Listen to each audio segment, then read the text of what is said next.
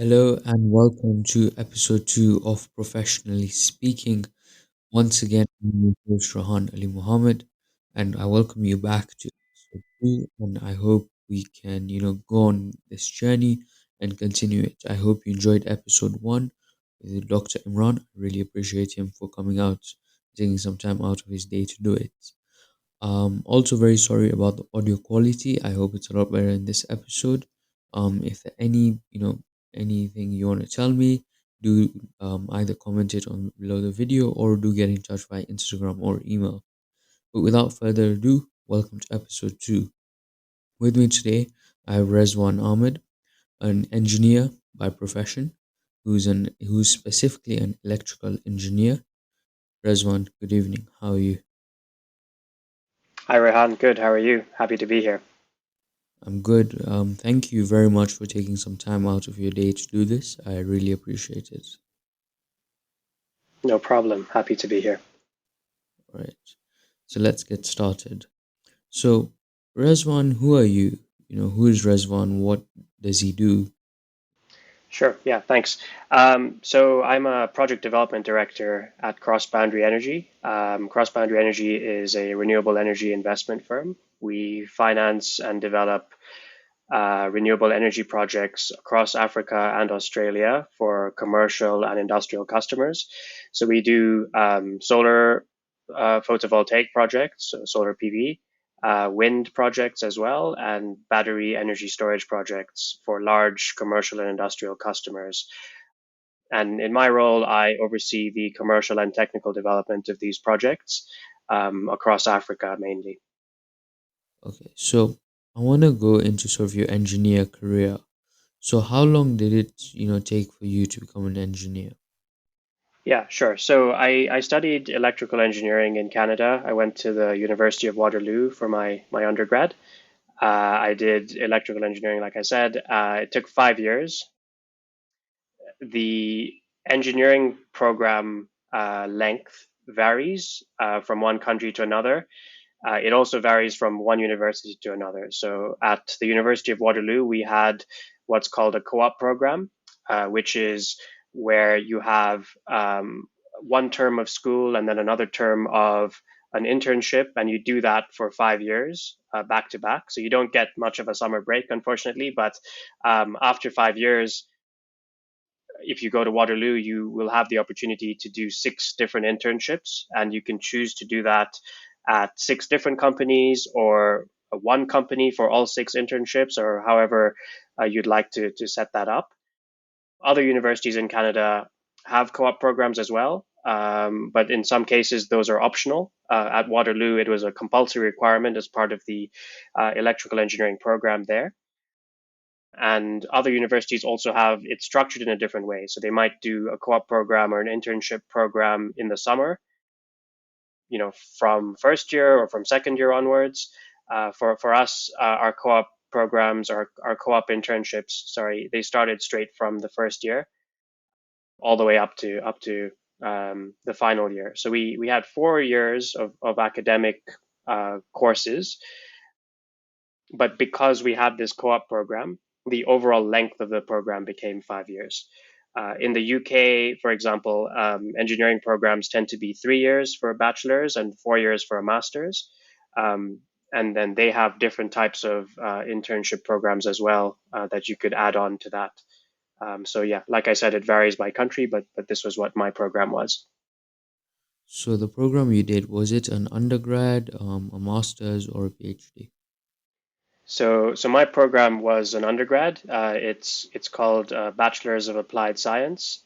Um, And again, the way that the degree is named varies from one country to another. So in Canada, usually undergraduate engineering degrees are given the degree Bachelor of Applied Science in whatever engineering specialty you're focusing on. So my degree is Bachelor of Applied Science in Electrical Engineering. Other degrees would have Bachelor of Applied Science, for example, in Mechanical Engineering, as an example. In other countries, the engineering degree sometimes is called a bachelor's of engineering. and in other countries as well, you might have a Bachelor of Science in Engineering. So the name varies, but basically that's what an engineering degree is from one country to the other. So to become an engineer, do you need to do just an undergrad, or like do you feel like if you did a master's it would help you more than just doing an undergrad? Yeah, it's a good question. So again, it depends on what you're trying to do with your degree. In Canada, the engineering profession is a regulated profession. So similar to how medicine and law are regulated professions, meaning you need a license to practice those professions. In certain countries, you need a license to practice engineering. So Canada is one of those countries. In order to become a licensed professional engineer, the minimum requirement is you need to have a bachelor's degree or an undergraduate degree in engineering, in any engineering field. That degree needs to be accredited by the Canadian Engineering Accreditation Board. And then you have to go through a series of exams as well as some experience requirements in order to qualify as a professional engineer, licensed to practice engineering in Canada. If you want to go into research, obviously, then you need further degrees, so masters, a PhD, and so on. So it depends on what field you want to specialize in and also what you'd like to be doing, because not everybody who gets an engineering degree does the same type of work. Engineering is quite a broad field, and people who go into studying engineering come out and do very different things. So it's not a one size fits all approach. It really depends on what you're looking to do with your career after you study engineering. That would guide what the next steps would be. In terms of a master's, it's a question that many people who study engineering in their undergrad ask. Do I need to get a master's to help me? And again, it depends on if you're interested in specializing in a particular area of your engineering field, then it could be beneficial to have a master's because you'll get more in-depth knowledge in that particular area that you're specializing in. Um, but like I said earlier, in order to practice engineering as a professional engineer, the minimum requirement is a bachelor's degree or an undergrad degree. So why did you become an engineer? There's so many other careers, doctors, pilots, lawyers. Why did you become an engineer? Yeah, so I became an engineer for a number of reasons. One of the reasons was that I used to enjoy science a lot. So when I was in elementary school and high school, my favorite subjects were always the science subjects. So it's something I enjoyed, and I was also good at those subjects. And then I was also pretty good at math. And so the combination of science and math sort of led to a certain list of options in terms of careers. So for me, I was deciding between going into medicine or going into engineering. And the reason why I picked engineering was because I felt that it allowed me to have more options open. So if you go into engineering and you study engineering for your undergrad degree, that doesn't close off opportunities for you to do other things. In fact, engineering is usually considered a good foundation to go into a variety of different careers. So you have people who go and study engineering and become professional engineers and specialize in a particular field of engineering and do that for their career. You have other people who go into engineering for their undergrad and then choose to go into finance. And because of the quantitative aspects of your engineering program, and the amount of math you do and the amount of really complicated math that you have to go through over the 4 or 5 years that you're studying, people in the finance industry find that very useful because you have that quantitative ability after having gone through that undergrad program, that you can easily transition into a finance type job or career. Other people choose to go into research in a variety of different fields. And then there's also engineers that go into business. So again, it's a good foundational degree for that. And lastly, I mentioned that I was debating between medicine and engineering. One of the reasons why I picked engineering was because, in case I wanted to go into medicine later, I could use engineering as a prerequisite for that, because I was planning to go and study in Canada. And in Canada, in order to do medicine, you need to have an undergraduate degree in science first. And it can be any science degree, and engineering counts as a science degree. So basically, by doing my undergrad in engineering, I still had the option after I graduated to go and apply to medical school, and my degree would be recognized for that. Looks like you had a lot of backup options. Yeah, yeah, for sure.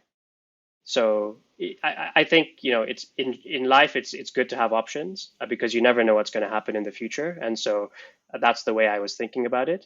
But also from my own interests, like you asked why I went into engineering. Not only was I interested in science and things, but there's a reason why I specifically picked electrical engineering, and that's because I was always fascinated by electricity. I was fascinated by technology, electronics, power and energy systems. Those are things that I was always interested in reading about and learning about. And so naturally, I felt that if I had to pick a specialty within the engineering field, electrical was the one that stood out for me, because it gave me the opportunity to learn more about those areas that I was interested in, and potentially to have a career in one of those areas. So, are you happy being an engineer? Yeah, I am. I think I found my undergraduate education quite valuable, and that experience of having gone through that, it wasn't easy. Engineering is not an easy degree program to go through. So, in some respects, it was like 5 years of torture, but ultimately, you come out having built a whole host of different skills, including the softer skills like resilience and the ability to solve problems, not just academic problems, but life problems. And so I found that quite valuable in terms of the skills that it helped me to develop. And then when I graduated, I went into professional engineering. So I worked for an engineering consulting firm called Arup, and we were designing buildings and infrastructure projects all over the world. And I worked at Arup for over 4 years after I graduated. Ultimately, I became a professional engineer through that experience. And I found it quite rewarding, because one of the things I enjoyed about being an engineer and working on designing buildings and infrastructure projects is that at the end of the day, all the work that you're doing, you get to see it in real life. You get to see something real being built from the work that you've put effort into, and it's always rewarding to see that happening. It's not just paperwork, or it's not just something you're sitting on a computer and doing for hours and hours a day, but ultimately you're getting to impact the design of something that will be built in real life. And not only that, but you'll actually end up impacting people's lives, because engineering is in everything that you see around you. The microphone and speaker system that you're using was designed by engineers. The computers that we're using were designed by engineers. The building that you're sitting in was designed by engineers. So in all aspects of life, engineering has some sort of impact or influence, and it's quite rewarding to see that the work that you do has an impact on people's lives. So, you mentioned about engineering having an impact on our lives. Like you said, the phone we're using, laptop, buildings, and all. That leads me to my next question. Do you fear that AI could take over your job in the future? You fear that AI will become the engineer? You have a robot planning out schematics for building, building microphones, speakers, laptops. Yeah, it's a good question, and I think yeah, AI has a huge potential to change many different industries and many different careers. I think that there are certain aspects of the work that engineers do today that will definitely be impacted by AI, and because of that, the work that engineers do will change. Having said that, not all engineers do the same type of work. Engineering is a very broad field. There's many different specialties within engineering. The main specialties are electrical, mechanical, chemical, and civil. And then um, the rest of the specialties are usually a combination of those different ones, but those four would be the core ones. I think there's aspects within each of those specialties that will be impacted by AI, but I don't think that the role of the engineer will go away completely because of AI. In my view, engineering also has a human element to it. One of the things that is important as an engineer is that you have a duty to the public in terms of protecting safety.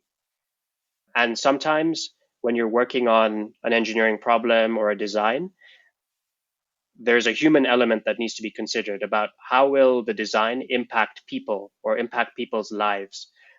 And I don't think currently that AI has the ability to take that into consideration, because I think AI is operating within a certain set of rules. Ultimately, AI has been created by humans, and humans define what those parameters are within which that AI program would operate.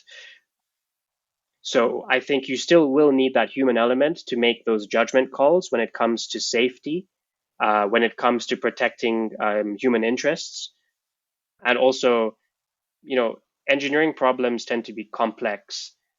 And yes, AI is great for data crunching and solving problems, certain types of complex problems.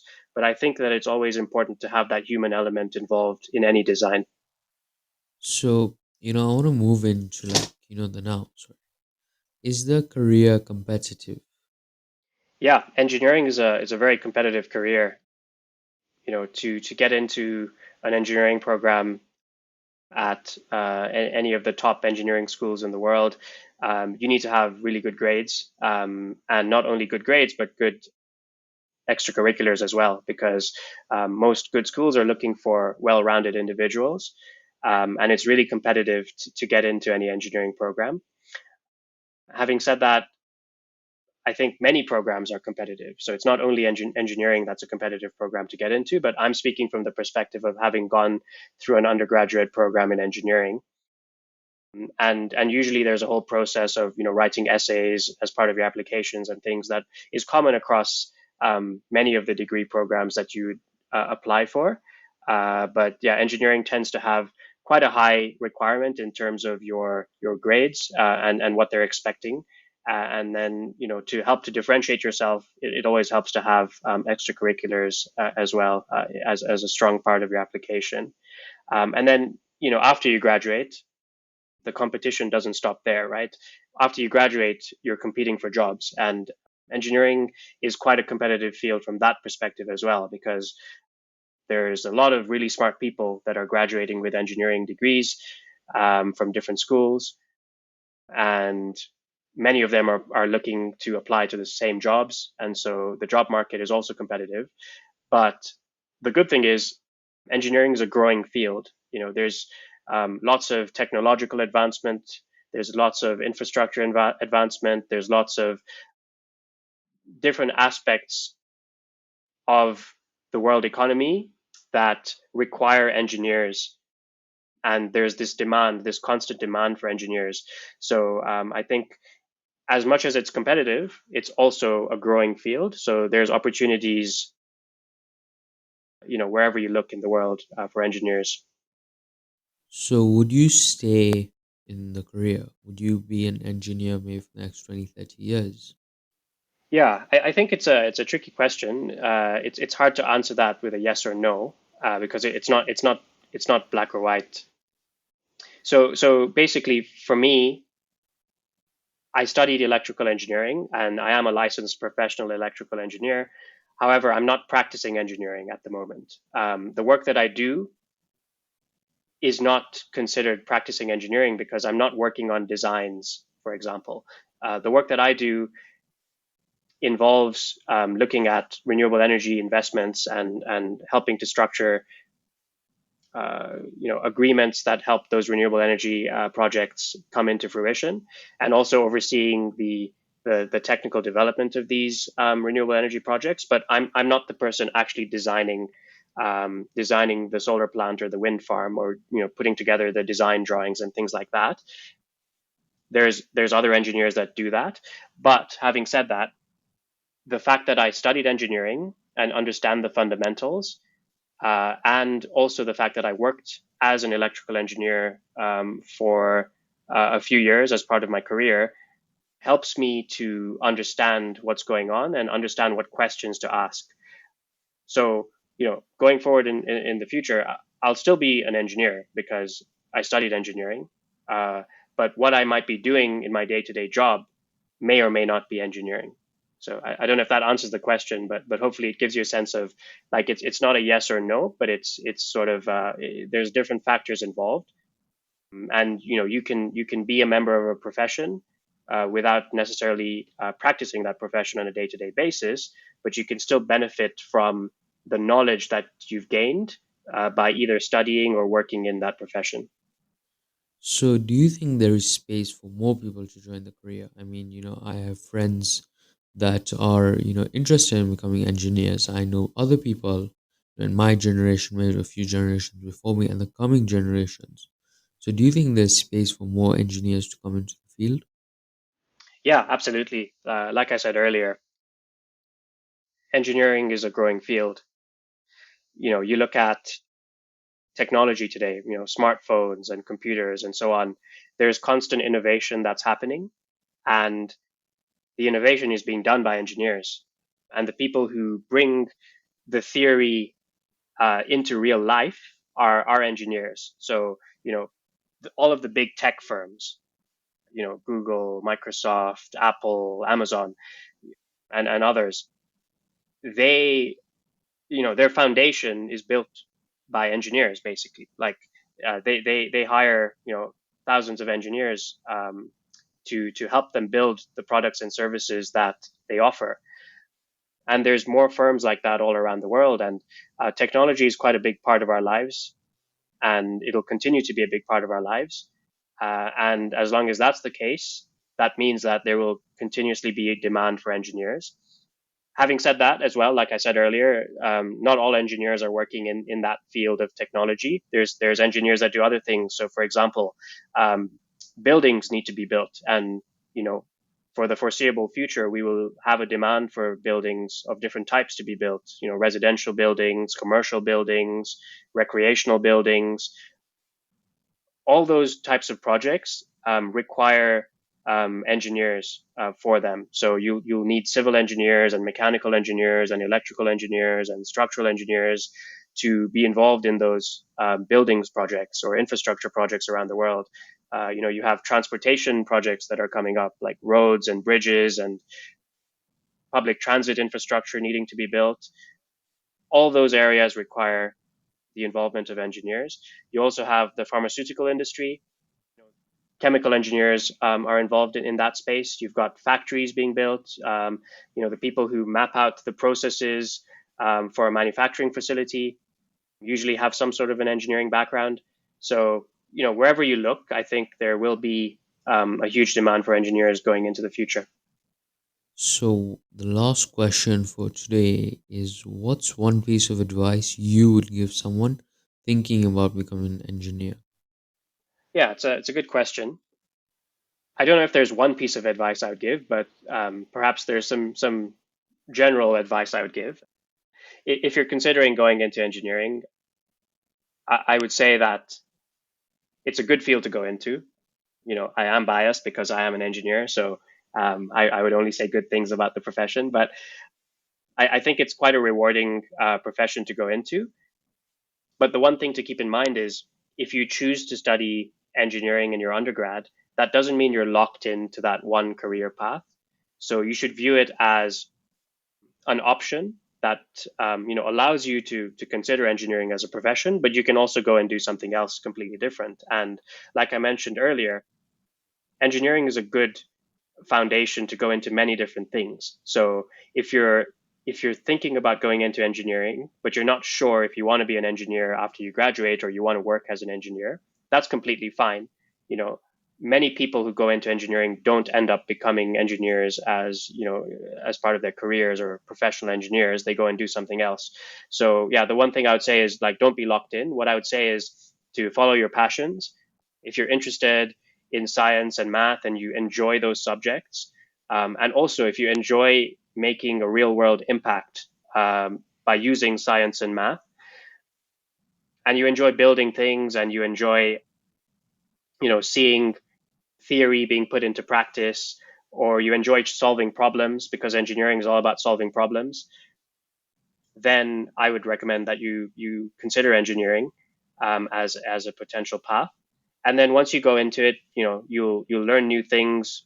Other options will open up, and you'll be able to have a good foundation to work from, with an engineering degree. So that would be my sort of high level advice.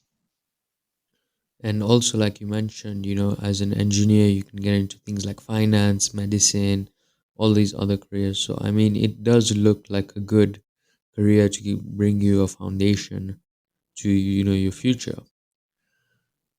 Yeah, absolutely. It's a good, like I said, good foundational program to go into, because it equips you with those skills. The other thing I would say on this is, like, you know engineering is not only about the science and math; it's also about the problem solving. And what you get by going through an engineering program is the ability to look at any kind of problem and try and break it down into its different components and try and solve it. And like that, the frameworks of problem solving that you get by going through an engineering degree are helpful in different areas of life, not only in your career, but in other aspects as well. And so, those softer skills are also things that are quite valuable to have. The problem solving skills, the detail orientedness, the ability to know what questions to ask, so that sort of inquisitive nature, you really develop that as you go through an engineering program, because the program is quite intense, but after you come out of it, some of the skills that you're practicing by going through that program start to become second nature, and you can take them into different aspects of your life. Thank you, Rezvan, for that interesting conversation. I know it went by like really fast, but I think I learned a lot about engineering. Will I become an engineer? Maybe not. I don't think my math grades are as good for that as I think they should be. But hopefully, this has helped someone, get a bit more insight into the engineering career. Thank you very much for taking some time out of your busy day to do this. I really appreciate it. To the Yeah, no problem, viewers, Rehan. Really happy to be here, and I hope that the information I shared will be helpful to some people. yeah, I hope so too. To the viewers, thank you very much for listening, taking some time to listen. I hope you do enjoy it. Do come back for next episode that should be coming out soon. From me and Rezvan, we are out. Rezvan, any last words? No, I think that covered it. But all the best to anyone who's considering an engineering career. I think it's a rewarding career to go into, and go in without any fear. It's a really good career. So do follow us. Thank you, Rezwan, once again for that. Do follow us on all our social media pages, YouTube, Spotify, Google Podcasts, Instagram, at Professionally Speaking. Do follow us on that. From me and Rezwan, we're out. I hope you enjoyed. We hope to see you again soon.